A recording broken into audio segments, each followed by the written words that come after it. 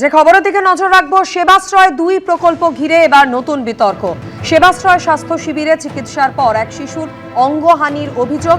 ইতিমধ্যেই থানায় অভিযোগ দায়ের করেছে ওই শিশুর পরিবার। এই বিষয় নিয়ে আরো বিস্তারিত জানাবেন প্রতিনিধি গৌতম মণ্ডল আমাদের সঙ্গে টেলিফোন লাইনে রয়েছেন। গৌতম, শিশুর পরিবারের পক্ষ থেকে যে অভিযোগ দায়ের করা হয়েছে সেখানে কাদের কাদের নাম রয়েছে?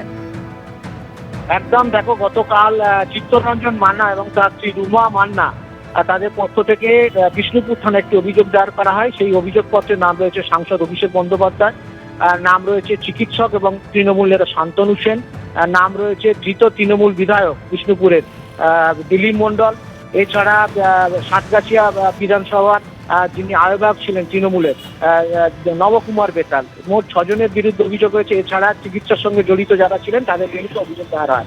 রাতেই সেটা এফআইআর হিসেবে গণ্য হয়েছে। এর আগে আমরা জানি সেবাশ্রয় নিয়ে আগেও রবীন্দ্রনগর থানায় একটি অভিযোগ দায়ের হয়েছিল, সেখানেও অঙ্গহানির একটি ঘটনা ঘটেছিল। মালতী বিশ্বাস আর কৌড়া, সেই যে ধারাগুলো সেখানে যুক্ত করা হয়েছিল একই রকম বিএনএস এর সেই সমস্ত ধারায় এখানেও মামলা রুজু করা হয়েছে। 6 জনের বিরুদ্ধে মামলা রুজু করা হয়েছে। এরা বোরহানপুরের বাসিন্দা, স্থানীয় বিষ্ণুপুরের। এই যে মান্না পরিবার, তাদের 3 বছরের শিশু, তার যেটা অভিযোগ, যেটা কঠিন রোগে, বিরল রোগে আক্রান্ত এই শিশু, তার চিকিৎসা চলছিল দিল্লি এমসে। তারপরে যখন সেবাশ্রয় 2 প্রকল্প হয়, স্থানীয় তৃণমূল নেতারা তাকে পরামর্শ দেন যে তাকে সেবাশ্রয় শিবিরে নিয়ে যাওয়া হয় শিশুটিকে। তারপরে প্রথমে একটি স্থানীয় সেবাশ্রয় শিবির এবং পরে মডেল যে ক্যাম্প ছিল কৈলানে, সেখানে নিয়ে যাওয়া হয় 2025 সালে। তারপরে অভিষেক বন্দ্যোপাধ্যায় নিজে ওই শিশুটির পরিবারের সঙ্গে সাক্ষাৎ করেন এবং তার চিকিৎসার পুরো দায়িত্ব নেন। কিন্তু সেই চিকিৎসা পরবর্তীকালে আরজিকর মেডিকেল কলেজের সঙ্গে শান্তনু সেনের সঙ্গে তাদের যোগাযোগ করতে বলা হয়, কিন্তু সেখানে চিকিৎসার নামে তাদের গাফিলতি হয়েছে বলে অভিযোগ করা হয়। এবং পরবর্তীকালে অভিষেক বন্দ্যোপাধ্যায়ের সঙ্গে এই মান্না পরিবার একাধিকবার যোগাযোগের চেষ্টা করেন, কিন্তু তাদের সঙ্গে আর এরকম কোনো রকম সহযোগিতা পাননি। পরবর্তীকালে দক্ষিণ ভারতের একটি হাসপাতাল থেকে আবারও তার ডান হাত কেটে বাদ দিতে হয়। অথই জলে এই পরিবার, অভাবী পরিবার, পেশায় গাড়ির চালক এই মান্না পরিবারের প্রধান চিত্তরঞ্জন মান্না, তারা এই এফআইআর চালু হওয়ার পর এখন আশায় বুক বাঁধছেন যে তারা সুবিচার পাবেন এবং পাশাপাশি তার মেয়ের যেন সুচিকিৎসা হয় সেটাও আশা করেছেন যে অন্য কোনো বিভিন্ন ব্যবস্থাপনার মাধ্যমে যদি তাদের মেয়ের এই সুচিকিৎসা হয় সেটাও আশা প্রকাশ করেছেন। ধন্যবাদ গৌতম। মান্না পরিবার তারা ইতিমধ্যেই বিষ্ণুপুর থানায় অভিযোগ দায়ের করেছে, যেখানে অভিষেক বন্দ্যোপাধ্যায় সহ শান্তনু সেন সহ আরও একাধিক ব্যক্তির নাম রয়েছে। ভুল চিকিৎসার কারণে এই পরিস্থিতি হয়েছে এমনটাই অভিযোগ ওই পরিবারের তরফ থেকে। ঠিক কি অভিযোগ করা হয়েছে রাখবো আপনাদের সামনে।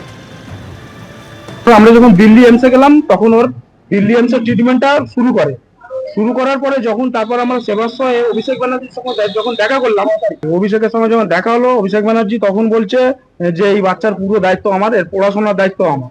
তখন বলতে ওই কথা শোনার পরে, যখন একটা এমপি এরকম কথা বলছে, ওই কথাটা শোনার পরে তখন আমাদের মনের মধ্যে একটু সাহস হয়েছে যে হ্যাঁ, আমাদের এবারে আমার বাচ্চাটার কিছু একটা হবে।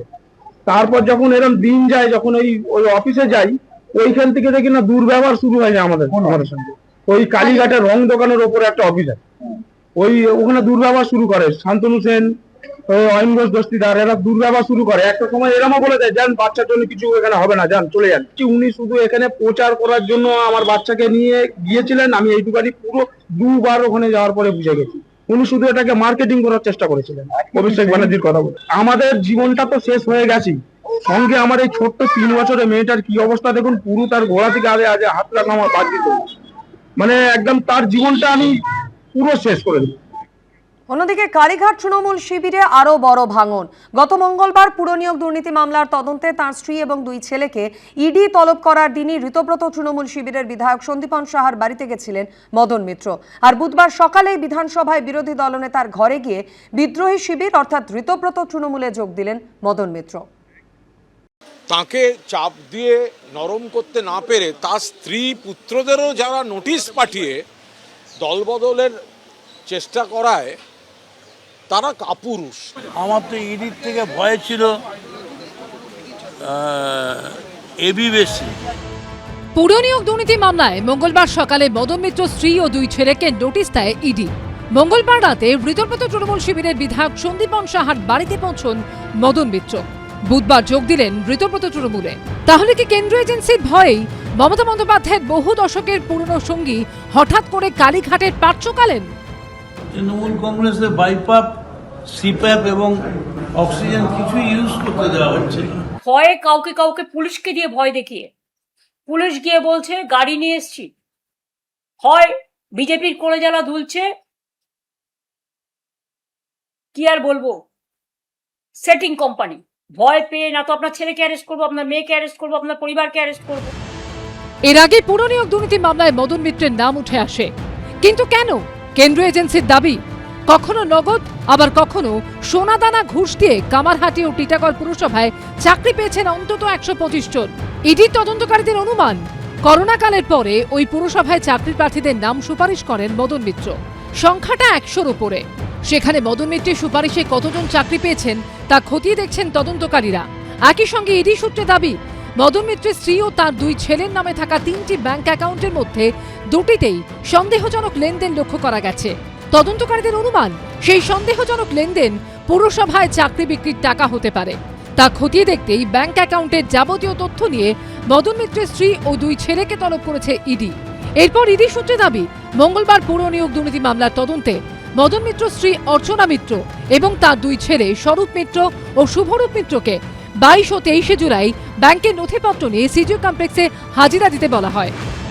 আমি 27 মাস জেলে ছিলাম, পার্টির বিরুদ্ধে বলিনি,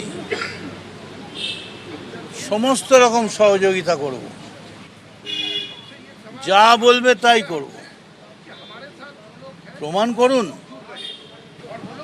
যে মদন মিত্র টাকা নিয়ে চাকরি দিয়েছে, মদন মিত্র গয়না নিয়ে চাকরি দিয়েছে।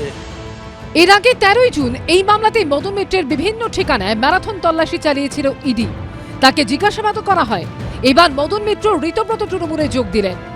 আগে তো ইডির অফিসারদের সঙ্গে দেখা করুন, তারপর সন্দীপন সাহা তো বাঁচাতে পারবে না। ইডি যদি ক্লিন চিট দেয় তখন সম্ভাবনা আছে। কে ভালো তৃণমূল, কে খারাপ তৃণমূল, এটা নিয়ে আমাদের কোনো মাথা ব্যথা নেই, আমাদের সার্টিফিকেট দেওয়ারও দরকার নেই। কেন্দ্রীয় এজেন্সির চাপ না দলের নেতৃত্বের ওপর ক্ষোভ? হঠাৎ করে মদন মিত্রের দল ছাড়ার নেপথ্যে কি কারণ তা নিয়ে জল্পনা চলছেই। কৃষ্ণেন্দু অধিকারী, রঞ্জিত সাউ ও অনির্বাণ বিশ্বাসের রিপোর্ট, এবিপি আনন্দ। এবিপি আনন্দ, এগিয়ে থাকে, এগিয়ে রাখে।